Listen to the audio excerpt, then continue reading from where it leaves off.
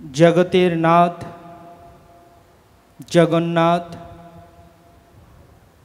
ভক্তবাঞ্ছা কল্পতরু, করুণা ঘনমূর্তি, শ্রী জগন্নাথ দেবের শুভ রথযাত্রা মহোৎসব উপলক্ষে আমরা নিয়মিত ভগবানের দিব্য কথামৃত শ্রবণ করছি। এটি প্রকৃতপক্ষে জীবনের সবচেয়ে সৌভাগ্যের পরিসীমা। জীবনে যদি কখনো ভগবানের কথামৃত শ্রবণ করার প্রতি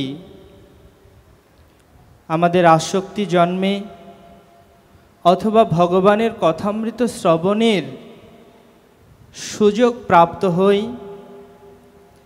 তাহলে সেটি হচ্ছে জীবনের সব থেকে গুরুত্বপূর্ণ মুহূর্ত বা গুরুত্বপূর্ণ কাল। পরমেশ্বর ভগবানের কথা শ্রবণে যারা সময় অতিবাহিত করে তাদের সময়টিকেই সব থেকে মূল্যবান বলে শাস্ত্রে আখ্যা দেওয়া হয়েছে। আয়ুর হরতি বৈপুংসামুদ্দন্নস্তঞ্চ জন্মসৌ তৎসার্থে যৎ খননিত উত্তম শ্লোক বার্তয়া। সূর্যদেব প্রতিদিন উদিত হচ্ছে, প্রতিদিন অস্তমিত হচ্ছে। এর মাধ্যমে প্রত্যেকটি মানুষের আয়ু নিশ্চিত রূপে হরণ করা হচ্ছে বা হরণ করছেন তিনি। এমতো পরিস্থিতিতে তৎসার্থে যৎ খননিত উত্তম শ্লোক বার্তয়া, এই যে প্রতিদিন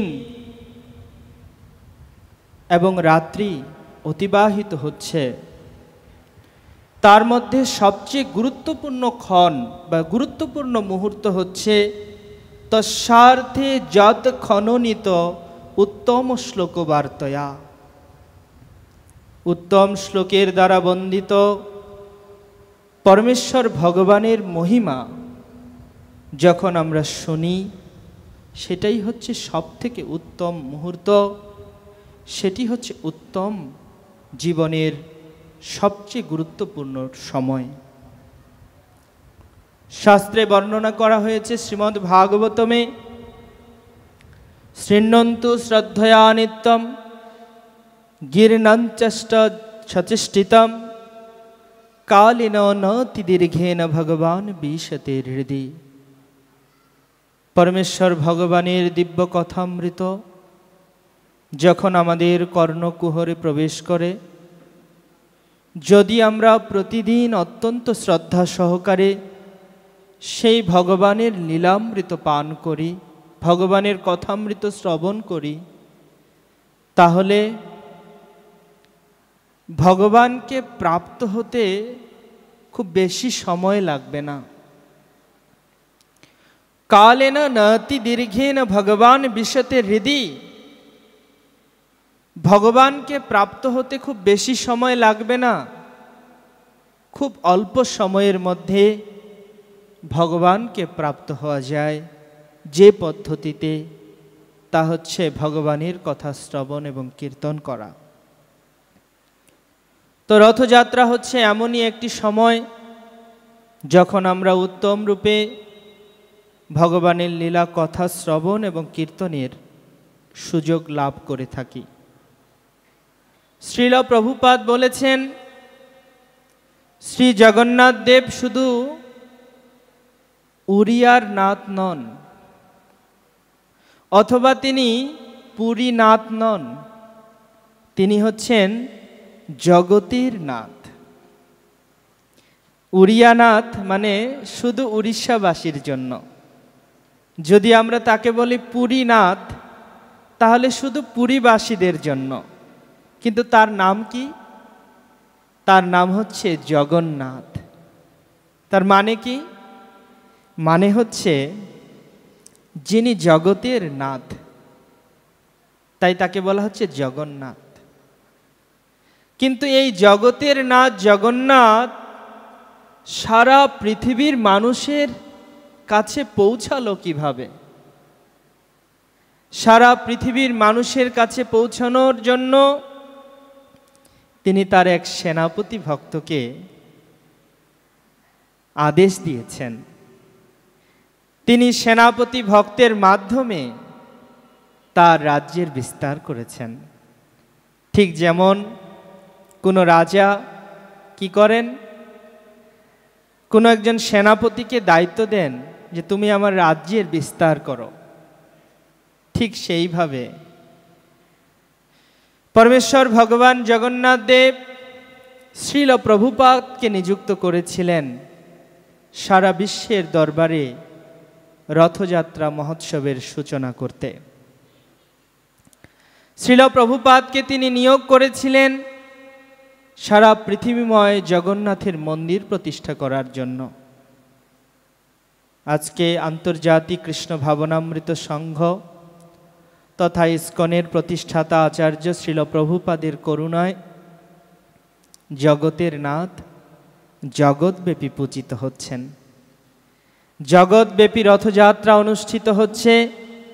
জগতের মানুষ ভগবানের কথা শ্রবণ এবং কীর্তনের কত সুবিধা পাচ্ছে এবং জগন্নাথের মহাপ্রসাদ প্রাপ্ত হচ্ছে। তো এইভাবে জগতের নাথ জগন্নাথের লীলা কথা শ্রবণের যে সুযোগ আমরা লাভ করেছি, সেটা নিঃসন্দেহে আমাদের ভাগ্যাকাশে সূর্যের উদয়ের মতো, এক নতুন মন্দাকিনী প্রবাহের মতো, যা শ্রবণ করলে আমাদের চিত্ত দ্রবীভূত হয়, চিত্ত নির্মল হয় এবং সেই নির্মল চিত্তে আমরা ভগবানকে অনুভব করতে পারি। বিশেষ করে গৌড়ীয় বৈষ্ণবগণ এই যে রথযাত্রা মহোৎসব করেন, গৌড়ীয় বৈষ্ণবদের যে হৃদয়ের অভিব্যক্তি, সে হৃদয়ের অভিব্যক্তিটি আমাদের বোঝা দরকার। তাহলে আমাদের হৃদয়টি পরিপূর্ণরূপে মার্জিত হবে, শোধিত হবে। শ্রীল নরোত্তম দাস ঠাকুর লিখেছেন যে গৌরাঙ্গেরও মধুর লীলা যার কর্ণে প্রবেশিলা, হৃদয় নির্মল ভেল তার। শ্রীমন চৈতন্য মহাপ্রভুর সেই মধুর লীলামৃত যার কর্ণকুহরে প্রবেশ করেছে, অথবা যিনি কর্ণ দ্বারা ভগবানের সেই লীলামৃত শ্রবণ করেন, পান করেন, হৃদয় নির্মল ভেল তার। কি হয় তার? হৃদয় শোধিত হয়, হৃদয় পরিমার্জিত হয়, হৃদয় সম্পূর্ণরূপে নির্মল হয়। ভগবানকে অনুভব করার জন্য নির্মল অন্তঃকরণ দরকার, নির্মল হৃদয় দরকার, নচেৎ পরমেশ্বরকে আমরা অনুভব করতে পারবো না। আর সেই নির্মল অন্তঃকরণ কিভাবে লাভ হয়? যখন আমরা সেই ভগবানের দিব্য কথামৃত শ্রবণ করি।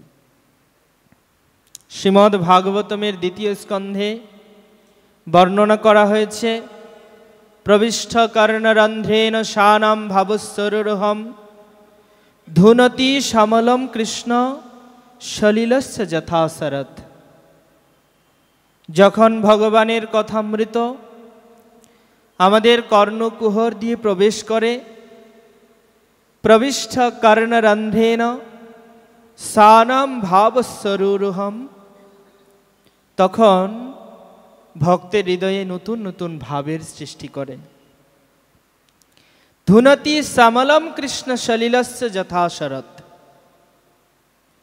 শরৎকালে যখন শরৎকাল উপস্থিত হয়, তখন যেমন কর্দমাক্ত জলাশয়গুলি আর কর্দমাক্ত থাকে না, শরৎকালের আগমনে যেমন সেই সমস্ত সরোবরগুলি নির্মল পবিত্রতা, জলের স্বচ্ছতা প্রাপ্ত হয়, ঠিক তেমনি ভাবে ভগবানের কথামৃত রস পানে, ভগবানের কথামৃত শ্রবণে আমাদের চিত্তের ঠিক সেই অবস্থা হয়। চিত্ত সম্পূর্ণরূপে নির্মল এবং দ্রবীভূত হয়। পরমেশ্বর ভগবান শ্রী চৈতন্য মহাপ্রভু তিনি রথাগ্রে নৃত্য করছেন। রথাগ্রে শ্রীকৃষ্ণকে দর্শন করছেন, শ্রী জগন্নাথ দেবকে দর্শন করছেন, করে তার চিত্তে নবনবায়ন রসের উৎপত্তি হচ্ছে। তিনি তার চেতনায় চিন্তায় বিচিত্র ভাব আস্বাদন করছেন। তার সেই ভাবের কথা কেবলমাত্র স্বরূপ দামোদর গোস্বামী হৃদয়ঙ্গম করছেন। সকলে কিন্তু সেই ভাবসমূহ হৃদয়ঙ্গম করতে পারছেন না। তো ভগবানকে প্রাপ্ত হওয়ার জন্য কিভাবে উৎকণ্ঠিত হওয়া যায়, কতটা উৎকণ্ঠা দরকার, সেই শিক্ষা প্রদানের জন্য স্বয়ং ভগবান আজকে এই কাঙালের বেশে তিনি আজকে ভগবানকে আহ্বান করার জন্য তিনি নিজেকেই দেখে নিজে বিরহ কাতর হয়ে তিনি নৃত্য করছেন। খান্তি অব্যর্থ কালত্তম বিরক্তিমান শূন্যতা আশাবন্ধ সমুৎকণ্ঠা নাম গানে সদা রুচি আসক্তি তদ গুণক্ষণে প্রীতি তদ বসতি স্থলে ইত্যুরুদয় ভাব সুজাতে সুভাবাঙ্কুরে জানে। যখন হৃদয়ে অষ্টসাত্ত্বিক বিকারের সৃষ্টি হয়, যখন একজন ব্যক্তি প্রচণ্ড মাত্রায় ভগবানের প্রতি আসক্ত চিত্ত হয়, সেই আসক্ত চিত্ত ব্যক্তির ভিতরে কিছু নতুন কিছু ভাবের উৎপত্তি হয়। সেই ভাবসমূহ মধ্যে একটা বিশেষ লক্ষণ হচ্ছে উৎকণ্ঠা। উৎকণ্ঠা নাম গানে সদা রুচি। ভগবানের কথা শুনতে প্রচণ্ড রুচি। রুচি মানে যেমন আমরা কোনো খাদ্য গ্রহণ করি, যদি খুবই ভালো লাগে, যদি রান্না খুবই টেস্টি হয়, তাহলে কি হয়? যদিও আমার ডাক্তার নিষেধ করেছেন না খেতে, অথবা আমার খাদ্য তালিকাতে হয়তো পরিমাণ করে দেওয়া আছে, কিন্তু যদি এমন হয় যে খুবই সুস্বাদু, তাহলে তখন কিন্তু মনে হয় যেন ডাক্তারের সেই যে প্রেসক্রিপশন, সেটা যেন আমি ভুলে যাই। তো ভগবানের এই দিব্য কথামৃত শ্রবণ কীর্তনের প্রতি রুচি মানে সময়ের অবধি নেই। যতক্ষণ মন্দিরে আছি শুধু শুনতে আর শুনতে ইচ্ছে করে, এই যে ভাব, এটাই হচ্ছে রুচি। তো যার হৃদয়ে এইরকম রুচির প্রকাশ হয়েছে, বুঝতে হবে তার ভগবত করুণা হয়েছে, অথবা তিনি ভগবত কৃপা লাভ করেছেন। সেই জন্যই তার ভগবানের কথা কীর্তনে অথবা শ্রবণে তিনি আসক্ত চিত্ত হতে পেরেছেন। তো চৈতন্য মহাপ্রভু দেখিয়েছেন, যদিও তিনি স্বয়ং কৃষ্ণ, তিনি অবতারই, নিজ প্রেম জগৎকে বিতরণের জন্য ভক্তভাব অঙ্গীকার করেছেন। ভক্তভাবে আবির্ভূত হয়ে তিনি এই কৃষ্ণ প্রেম কিভাবে এই জগতের সমস্ত মোহবন্ধন ছিন্ন করে, কিভাবে জগতের সমস্ত প্রকার মিথ্যা প্রবঞ্চনা, এই মায়ার পহেলিকাকে অতিক্রম করে পরমেশ্বর ভগবানের চিত্ত অর্পণ করতে হয়। যে কথা পরমেশ্বর ভগবান ভগবদ্গীতায় বর্ণনা করেছেন, হে অর্জুন, মন্মনা ভব মদ্ভক্ত মদজাজি মাম নমস্কুরু মামে বৈশ্বসি যুক্তৈব আত্মানং মৎপরায়ণঃ। হে অর্জুন, তুমি তোমার চিত্ত আমাতে স্থির করো, আমাতে অর্পণ করো। তুমি আমার পূজা করো, আমার ভক্ত হও, আমাতে নমস্কার করো, আমাকে নমস্কার করো। ভগবানের এই নির্দেশ জগতে শেখানোর জন্য, কিভাবে ভগবানের প্রতি চিত্ত অর্পণ করতে হয়, কিভাবে ভগবানের প্রতি আসক্ত চিত্ত হতে হয়, সেই শিক্ষা দেবার জন্য স্বয়ং চৈতন্য মহাপ্রভু আজ রথাগ্রে নৃত্য করছেন। মনের ভাব এই, হে কৃষ্ণ, তোমার সাথে আমার দর্শন হলো কুরুক্ষেত্রে।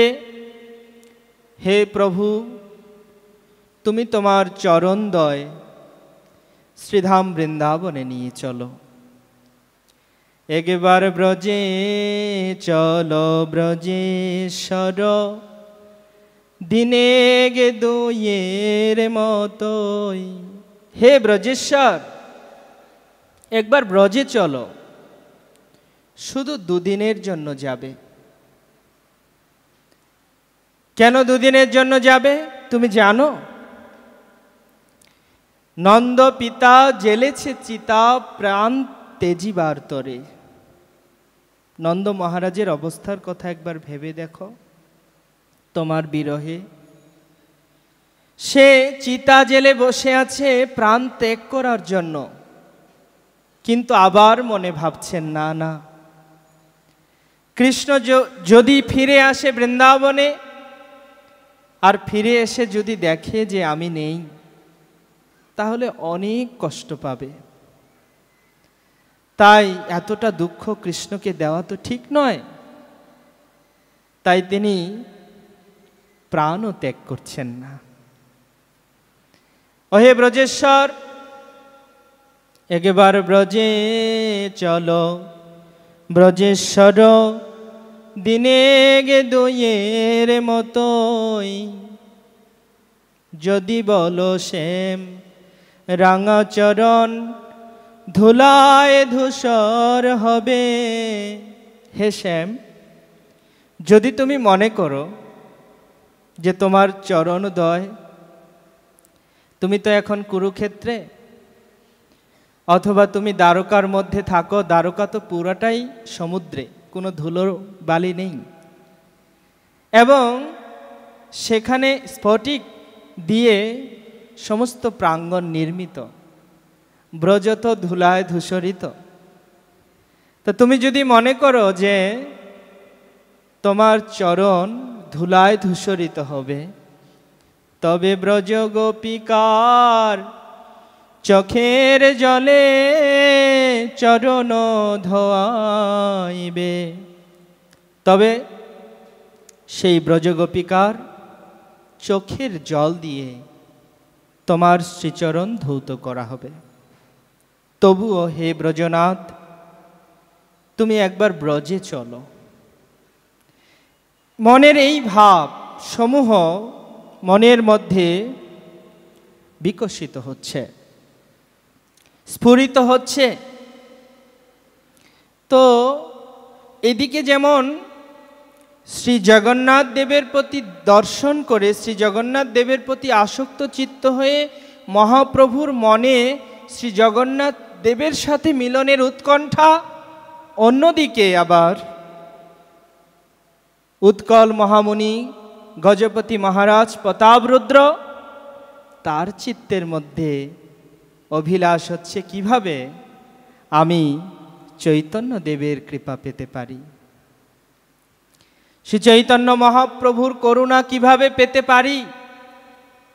বড় উৎকণ্ঠা, চিত্তে বড়ই প্রবল লালসা।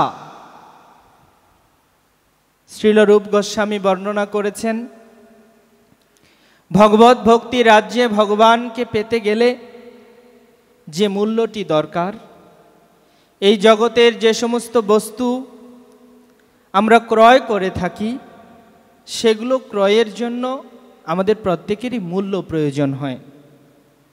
এবং আমরা অর্থমূল্যে সেই সমস্ত দ্রব্যগুলিকে ক্রয় করতে পারি। কিন্তু এই ভক্তি রাজ্যে পরমেশ্বর ভগবানকে লাভ করার জন্য অর্থ দিয়ে তো কেনা যায় না, তাহলে কি দিয়ে কিনতে হয়? শ্রীল রূপ গোস্বামী বললেন, কৃষ্ণ ভক্তি রসভাবিতামতি ক্রিয়তাং যদি কুত্রপি লভ্যতে অত্র লৌলমূল্যমেকলম জন্মকোটি সুকৃতই ন লভ্যতে। কৃষ্ণ ভক্তি কেবল লোভরূপী মূল্যে কিনতে হয়। হৃদয়ের প্রবল বাসনা বা লোভরূপী মূল্যে এই কৃষ্ণ ভক্তিকে পেতে হয়। তো এইদিকে গজপতি মহারাজ প্রতাপরুদ্র তিনি চৈতন্য মহাপ্রভুর সান্নিধ্য লাভের জন্য অত্যন্ত উৎকণ্ঠিত হয়েছেন, ব্যগ্র হয়েছেন। তিনি তার রাজগুরু কাশী মিশ্র, বিশেষ করে বাসুদেব সার্বভৌম ভট্টাচার্যের নিকটে তিনি বিনয় করে বলেছেন যে, হে গুরুদেব, যদি মহাপ্রভু আমায় কৃপা করেন তাহলে আমি আমার এই জীবনকে সার্থক বলে মনে করি। তো প্রথম একবার সার্বভৌম ভট্টাচার্য শ্রীমন মহাপ্রভুকে বলেছেন, দেখো হে প্রভু, জগন্নাথের মহাসেবক রাজা তিনি তোমার দর্শনের আকাঙ্ক্ষী, কৃপা করে যদি তুমি তাকে একবার দর্শন দাও। সাথে সাথে শ্রী চৈতন্য মহাপ্রভু উচ্চারণ করে উঠলেন, শ্রী বিষ্ণু, শ্রী বিষ্ণু, শ্রী বিষ্ণু। তিনি বললেন, না না, আমি বিরক্ত সন্ন্যাসী, আমার রাজ দর্শন বিষয়ীর সান্নিধ্য এটি স্ত্রী দর্শন সম, সুতরাং এটি আমার পক্ষে সম্ভব নয়। হে সার্বভৌম, তুমি যে কথা বলছো সেটা আমার জন্য সর্বদা অনুপযুক্ত কথা, সুতরাং তুমি যদি পুনরূপী আমাকে এই রকম কথা বলো তাহলে কিন্তু আমি আমার সন্ন্যাস ধর্ম রক্ষার্থে পুরী ত্যাগ করে অন্যত্র গমন করব। আর বলার সাহস আছে মহারাজ প্রতাপ রুদ্রের হয়ে বাসুদেব সার্বভৌম ভট্টাচার্যের? আর কোনো অবকাশ নেই। তো তিনি গিয়ে রাজাকে বললেন, দেখো, তোমার কথা বলা মাত্রই মহাপ্রভু এইরূপ বললেন, তিনি নাকি পুরী ত্যাগ করে চলে যাবেন। তো যেই মাত্র এই কথা বলেছেন, সাথে সাথে মহারাজ প্রতাপরুদ্র তিনি চিন্তা করলেন, তিনি বললেন যে দয়া করে আপনি আমার হয়ে সকল বৈষ্ণবদেরকে নিবেদন করুন, তারা দয়ালু। বৈষ্ণবের আবেদনে কৃষ্ণ দয়াময়, এহেন পামরপতি হবেন সদয়।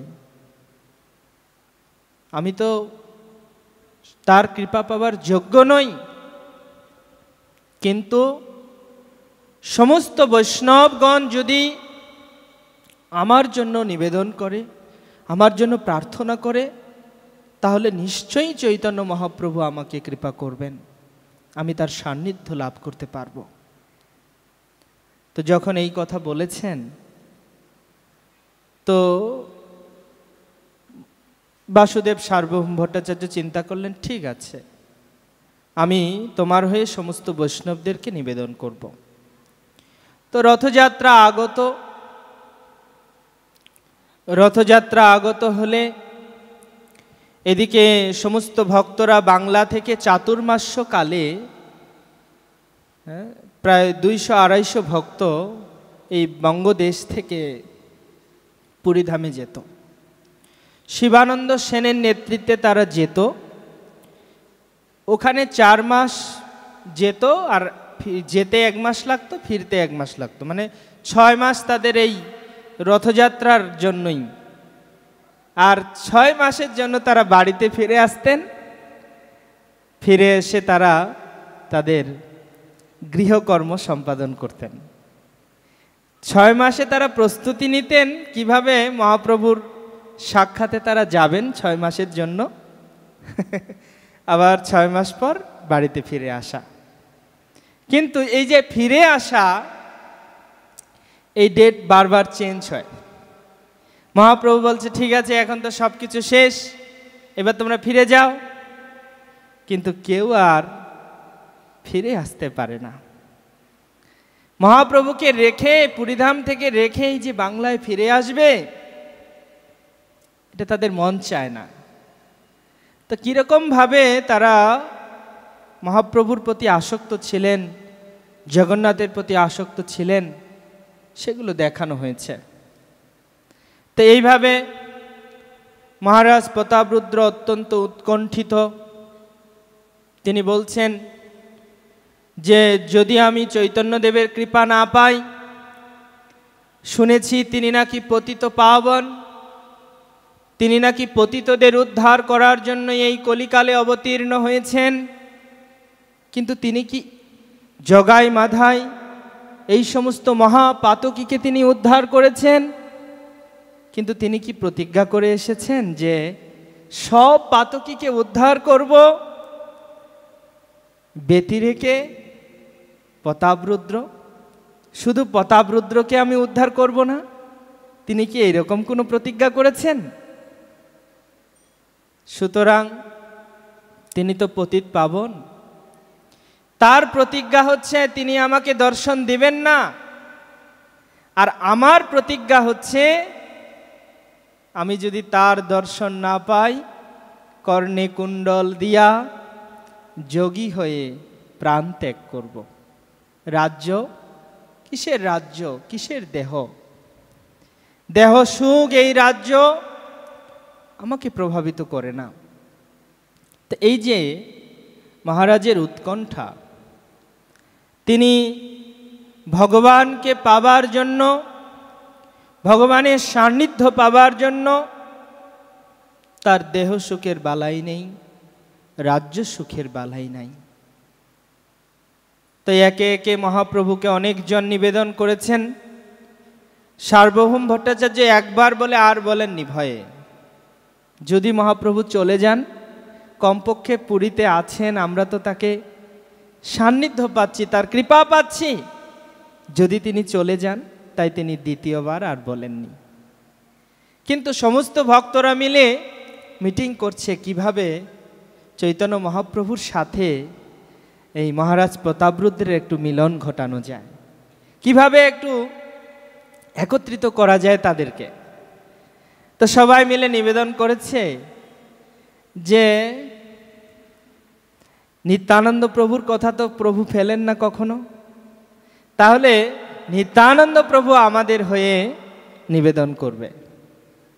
তো নিত্যানন্দ প্রভু যখন বললেন, মহাপ্রভু বললেন, দেখো নিত্যানন্দ, তুমি হচ্ছে বিজ্ঞ শিরোমণি, তুমি আমাকে যা আদেশ দিবে আমি তাই পালন করব। কিন্তু এই যে দামোদর পণ্ডিত বসে আছে, সে কিন্তু আমায় ক্ষমা করবে না। তো সাথে সাথে দামোদর পণ্ডিত ভূতলে দণ্ডবোধ হয়ে পড়েছে, প্রভু তুমি স্বতন্ত্র ঈশ্বর, সরাট ইচ্ছাময়, আমি বাধা দেবার তোমাকে, তো আমি কে তোমাকে বাধা দেবার? তো দামোদর পণ্ডিত এরকম বলছে, কারণ দামোদর পণ্ডিতের ব্যাপারে এরকম বলছেন কেন মহাপ্রভু? কারণ দামোদর পণ্ডিত একজন মহাপ্রভুর এমন পার্ষদ, যদি তিনি দেখেন যে কোনো একটা বিষয় শাস্ত্রের সাথে মিলছে না, অথবা এটা মনে হচ্ছে যেন এই বৈদিক সিস্টেমের বিরুদ্ধ, বৈষ্ণব কালচারের বিরুদ্ধ, সাথে সাথে তিনি মহাপ্রভুকে প্রশ্ন করেন, একদম নির্ভয়ে প্রশ্ন করেন। তো সেই জন্য মহাপ্রভু দামোদর পণ্ডিতের নাম এখানে উল্লেখ করলেন, যে অন্যের কি কথা, দামোদর পণ্ডিত সে আমাকে ছাড়বে না। তো তোমরা এমন একটা উপায় করো যেন রাজার প্রাণও না যায়, আবার আমার সন্ন্যাস ধর্মও থাকে। মধ্যবর্তী একটা কোনো উপায় বের করো। তো মধ্যবর্তী উপায়টা কি? মহাপ্রভু বললেন, এক কাজ করো, আত্মবৈ জায়তে পুত্র, পুত্রার্থে কিয়তাম ভার্যা পুত্রপিণ্ড প্রয়োজনম। পুত্র মানে হচ্ছে নিজেরই অংশ, মানে আত্মবৈ জায়তে। পুত্র যদি সম্মানিত হয়, পিতা সব থেকে বেশি গর্বিত হন, বা পিতার সেটাই হচ্ছে সব থেকে আনন্দের মুহূর্ত, যখন পুত্র সম্মানিত হয়। তো ঠিক আছে, রাজার পুত্রকে নিয়ে আসো, আমি তাকে আলিঙ্গন করব, তাকে দর্শন দেব, তাহলে এটা সমাধান হবে। ও, এই রাজার পুত্রকে নিয়ে আসার আগে আরেকবার কৌপিন এবং বহির্বাস পাঠানো হয়েছিল। কৌপিন এবং বহির্বাস পাঠানো হয়েছিল, যেটাকে জড়িয়ে ধরে রাজা কিছুটা সুস্থির লাভ করেছিলেন। তারপরে রাজার তনয় এসেছিল, কিন্তু তাতেও রাজার তনয় যখন মহাপ্রভুকে আলিঙ্গন করলো, দেখতে খুব সুন্দর, কৃষ্ণের মতো দেখতে, আর মহাপ্রভু তাকে কৃষ্ণ মনে করে আলিঙ্গন করলেন।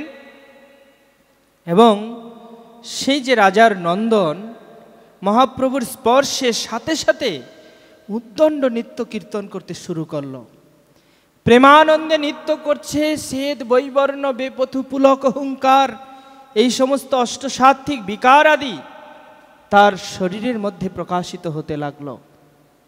এই দিব্য ভাব তার মধ্যে প্রকাশিত হতে লাগলো। এটা দেখে সমস্ত ভক্তগণ তারা হৃদয়ে প্রচণ্ড আনন্দ অনুভব করলেন, এবং রাজার নন্দনের এহেন কৃষ্ণ প্রেম দেখে প্রত্যেকে কৃষ্ণ প্রেমে নিমগ্ন হলেন, এবং সমবেত ভক্তগণ উচ্চস্বরে বলতে লাগলেন, হরি হরি হরি হরি হরি হরি গৌরা হরি।